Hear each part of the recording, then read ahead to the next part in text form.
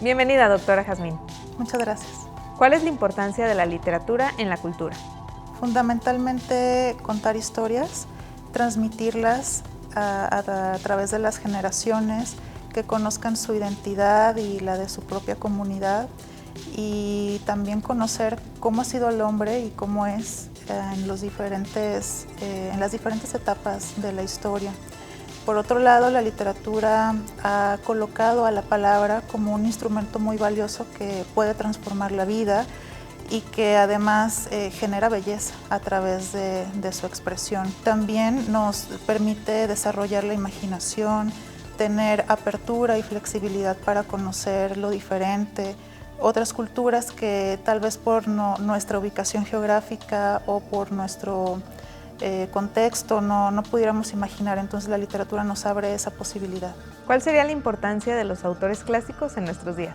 Hay una gran riqueza en los autores clásicos, puesto que nos muestran ideologías o posturas que ya no son tal vez tan actuales o no les damos la importancia. Por ejemplo, el apego a la patria, el apego a la familia o a las instituciones, o el simple desarrollo o exploración de la dimensión espiritual o psicológica de los personajes. Eso los clásicos lo hacen muy bien, además de explorar diferentes técnicas narrativas, por ejemplo, que los autores contemporáneos a veces desconocen, o que los lectores que no han leído a los clásicos piensan que los modernos están proponiendo casi el hilo negro de estas expresiones. Pero, por ejemplo, en el Quijote ya encontramos una técnica metaficcional que ahora se conoce como esa ruptura de la cuarta pantalla. O sea,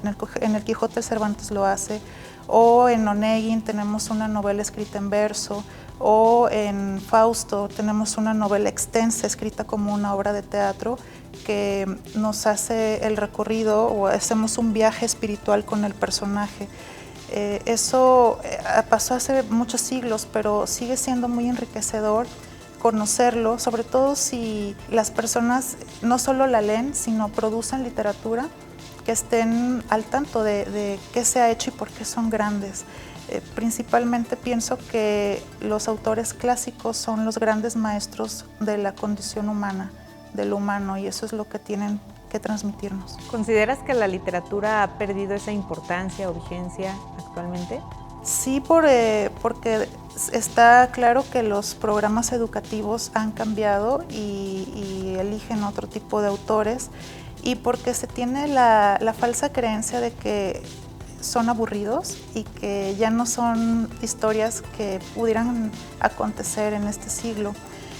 También se piensa que los autores clásicos, que el Quijote es un bloque grande por leer, o el mismo Fausto, te van a llevar mucho tiempo y además es una actividad solitaria. Actualmente con el internet podemos generar comunidades lectoras, y eso hace que se pierda la idea de que es una actividad muy solitaria.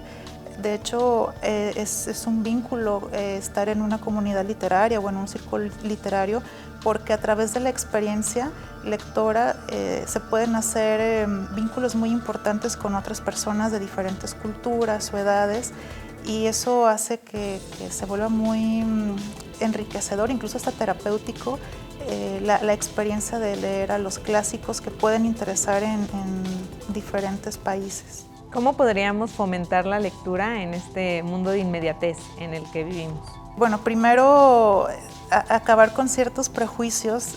Uno de estos que te decía de que la literatura o la lectura es una actividad solitaria, y no. Además de hacer estos grupos de comunidades lectoras, de cierta manera los personajes o los sujetos poéticos cohabitan en la mente de la persona y son compañeros en muchos aspectos, y aprendemos de ellos y estamos pensando cómo han resuelto ciertos conflictos.